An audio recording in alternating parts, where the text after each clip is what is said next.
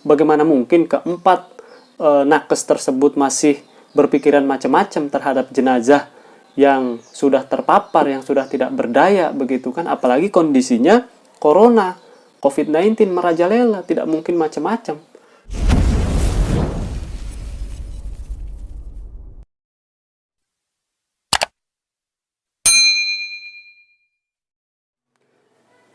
Pada kesempatan kali ini saya akan membahas, benarkah memandikan jenazah COVID beda kelamin melanggar syariat. Hal ini menjadi viral ya, karena ada 4 tenaga kesehatan di Pematang Siantar di Sumatera Utara. Mereka terkena kasus penistaan agama hanya karena memandikan jenazah perempuan yang kemudian suaminya tidak rela atau tidak ridho atas kejadian tersebut. Hingga akhirnya sang suami melaporkan ya kepada kepolisian, masuk ke jaksa, dan keempat tenaga kesehatan tersebut menjadi tersangka kasus penistaan agama. Sebenarnya kasus itu sudah lama ya, sekitar 4 bulanan yang lalu. Kemudian sekarang menjadi viral ya karena keempat tenaga kesehatan tersebut dijadikan tersangka.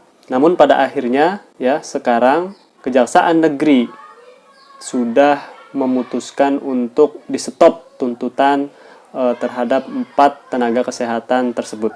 Jadi singkat ceritanya begini, ada seorang perempuan yang sudah berkeluarga, kemudian dia meninggal di rumah sakit, dan ini masih simpang siur, banyak yang mengatakan itu COVID, namun juga ada yang mengatakan itu tidak COVID ya. Tapi pengakuan dari rumah sakit itu ternyata COVID, hingga akhirnya langsung dimandikan. Dalam menanggapi kasus ini, sebenarnya sudah sangat jelas ya, di dalam fatwa MUI itu sudah dijelaskan detail, mulai dari bagaimana cara pelaksanaan memandikan, mengkafani, menyolatkan jenazah yang terpapar COVID-19 ya, baik dilakukan oleh lawan jenis ataupun sesama jenis, itu sudah dijelaskan. Sekarang kita coba buka fatwa MUI. Ini saya bacakan. Fatwa Majelis Ulama Indonesia nomor 18 tahun 2020 tentang pedoman pengurusan jenazah atau tajhizul janaiz muslim yang terinfeksi COVID-19. Kita langsung saja ke poin inti. Di awal pas mengingat, ini sudah disinggung ya, yuridullahu bikumul yusra wala yuridu bikumul usra. Ya, Allah menghendaki kemudahan bagimu dan Allah tidak menghendaki kesulitan bagi kalian. Terus di ayat selanjutnya ada wa ma ja'ala 'alaikum fid dini min haraj, dan dia sekali-kali tidak menjadikan untuk kamu kesulitan dalam beragama. Kita lanjut. Ini poin nomor 3, ada kaidah fikhiyah. Pertama, ad-dararu yuzal, kemudaratan itu harus dihilangkan. Ada kaidah yang kedua, darul mafasid muqaddamun ala jalbil masalih, menolak mafsadah didahulukan daripada memperoleh kemaslahatan. Terus ada beberapa kaidah fikih juga di sini. Ada al-masyaqqatu tajlibut taisir ya. Kesulitan menyebabkan adanya kemudahan. Ada ad-dararu yudfa' biqadril imkan ya. Kedaruratan atau kemadaratan itu harus dicegah dalam batas-batas yang memungkinkan. Terus ada juga kaidah ad-daruratu tuqaddar biqadariha. Kemudaratan itu dibatasi sesuai dengan kadarnya. Nah, ini kaidah yang penting nih. Hurmatul hayyi wa hifdzu nafsihi aula min hifdil mayyit. Saya ulangi. Hurmatul hayyi wa hifdzu nafsihi aula min hifdil mayyit.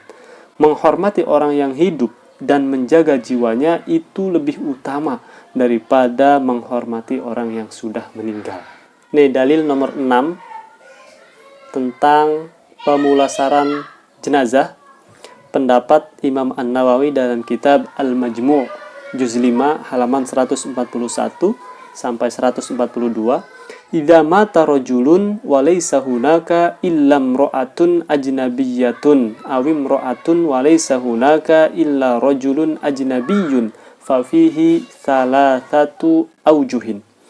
Ketika seorang laki-laki meninggal dan di situ tidak ada perempuan, atau sebaliknya perempuan meninggal dan di situ tidak ada perempuan kecuali laki-laki. Fafihi salah satu aujuhin. Maka di sini ada 3 pendapat menurut Imam An-Nawawi. Pertama, as-sahhuha, yang paling sahih, maksudnya ini yang paling banyak disepakati. Indal jumhur, di kalangan jumhur itu kebanyakan ulama, ya. Yuyammamu wala yughassalu. Tuh, jadi yang pertama, pendapat Imam An-Nawawi mengemukakan di sini yang pertama adalah ditayamumkan. Ini adalah pendapat jumhur. Karena seorang perempuan ketika meninggal kemudian dimandikan oleh seorang laki-laki, tentu ini menjadi hal yang tidak baik. Karena seluruh tubuh perempuan, hidup maupun sudah meninggal, itu masih merupakan aurat. Kalau dimandikan oleh seorang laki-laki itu tidak baik. Oke, lanjut. Wasani yajibu gusluhu min fawqi thawbin wa yalufful ghasilu ala yadihi khirfatan wa yaghuddu tarfahu ma amkanahu fa in idarra ila an-nadhari nadhara qadra ad-darurati. Dimandikan dengan tanpa melepas baju. Jadi boleh saja si perempuan itu ya dimandikan oleh kaum laki-laki, tapi tanpa dilepas bajunya. Meninggalnya dia pakai baju apa saja langsung dimandikan.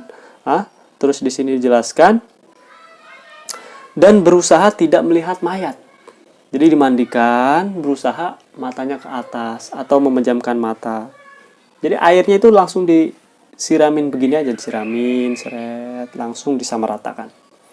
Dan berusaha sekuat mungkin bagi seorang laki-laki yang memandikan itu agar tidak melihat, ya, qudul basar. Walaupun harus melihat, ya melihat sekedarnya saja. Jangan sering-sering dipelototin, sekilas gitu, seret, baru sekilas lagi, seret, baru sekilas, baru dilakukan begitu. Terus pendapat yang ketiga adalah la yughassalu wa la yuyammamu bal yudfanu bihalihi. La yughassalu wa la yumammamu. Tidak dimandikan dan tidak usah juga ditayamumkan. Langsung saja. Yudfanu bihalihi, langsung di kafan, ya, kemudian langsung dimakamkan. Ini pendapat yang ketiga. Kemudian dalam fatwa MUI ini dirincikan lagi, tepat di kedua ketentuan umum. 1. Menegaskan kembali ketentuan fatwa MUI nomor 14 tahun 2020 angka 7 yang menetapkan pengurusan jenazah tajhizul janaiz yang terpapar COVID-19, terutama dalam memandikan dan mengafani, harus dilakukan sesuai protokol medis dan dilakukan oleh pihak yang berwenang dengan tetap memperhatikan ketentuan syariat. Sedangkan untuk mensalatkan dan menguburkannya dilakukan sebagaimana biasa dengan tetap menjaga agar tidak terpapar COVID-19. Terus yang kedua, umat Islam yang wafat karena wabah COVID-19 dalam pandangan syara termasuk kategori syahid akhirat. Mudah-mudahan orang-orang yang sudah wafat karena COVID-19 semuanya mendapatkan pahala syahid. Amin, amin ya rabbal alamin. Dan hak-hak jenazahnya wajib dipenuhi, yaitu dimandikan, dikafani, disalati, dan dikuburkan. Yang pelaksanaannya wajib menjaga keselamatan petugas dengan mematuhi ketentuan-ketentuan protokol medis. Nah, ini cara pedoman memandikannya. Pedoman memandikan jenazah yang terpapar COVID-19 dilakukan sebagai berikut. A. Jenazah dimandikan tanpa harus dibuka pakaiannya. Boleh dimandikan tanpa melepas pakaian yang dipakai oleh almarhumah tersebut. Langsung saja dimandikan. Turuhin air. B. Petugas wajib berjenis kelamin yang sama dengan jenazah yang dimandikan dan dikafani. Wajib bagi orang yang memandikan itu berjenis kelamin yang sama. Poin C. Jika petugas yang memandikan tidak ada yang berjenis kelamin sama, maka dimandikan oleh petugas yang ada. Dengan syarat jenazah dimandikan tetap memakai pakaian. Jika tidak, maka ditayamumkan. Ya. Poin C ini sudah kita bahas di pendapatnya Imam Nawawi tersebut, ya. Boleh dimandikan, akan tetapi bajunya tetap jangan dilepas. Atau kalau tidak mau dimandikan, cukup ditayamumkan. Terus D. Petugas membersihkan najis jika ada sebelum memandikan. Sebelum dimandikan, tentu jika ada najis, ya, dari kemaluan almarhumah tersebut harus dimandikan terlebih dahulu. E. Petugas memandikan jenazah dengan cara mengucurkan air secara merata ke seluruh tubuh.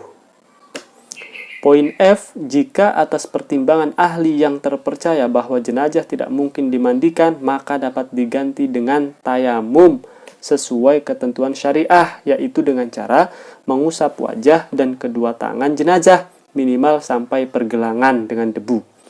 Untuk kepentingan perlindungan diri pada saat mengusap, petugas tetap menggunakan APD. Poin G ini penting.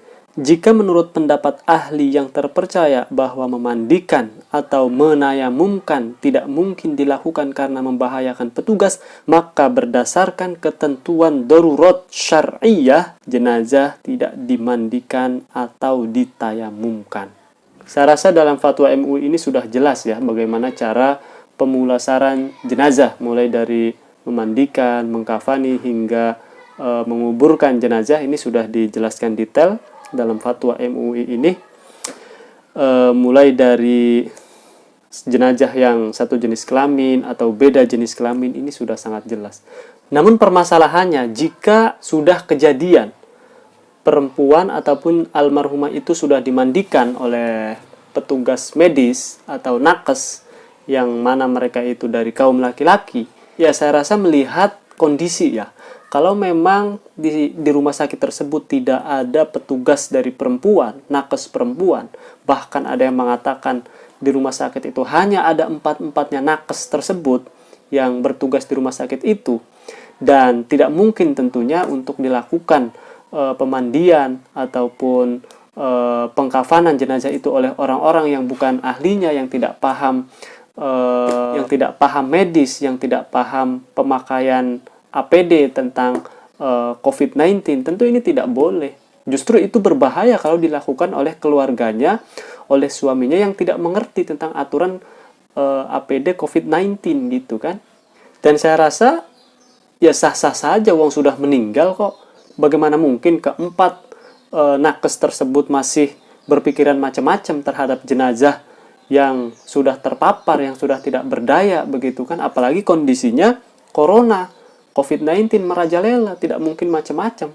Jadi saya lebih sependapat dengan kaidah fikih yang mengatakan darul mafasid muqaddamun ala jalbil masalih. Menghilangkan kerusakan itu lebih utama daripada memperoleh maslahah. Artinya, ketika misalkan pemandian itu dilakukan oleh keluarganya atau yang tidak mengerti tentang protap kesehatan, justru ini jauh lebih berbahaya. Akan menular virus-virus yang ada di tubuh si perempuan tersebut. Jadi menurut saya tidak apa-apa, kan darurat. Kondisinya darurat, bro. Oleh karena itu, mungkin di rumah sakit tersebut belum tersosialisasikan tentang fatwa MUI ini. Mungkin, tapi ini kan mungkin, nggak tahu kebenarannya gimana. Dan ini menjadi hal yang penting juga bagi kita semuanya, khususnya tenaga kesehatan, bahwa orang-orang yang bersentuhan langsung dengan jenazah, mereka harus memiliki pemahaman agama. Jadi pihak rumah sakit harus memikirkan ini, apalagi katanya di situ hanya ada 4 orang nakes laki-laki, perempuan tidak ada.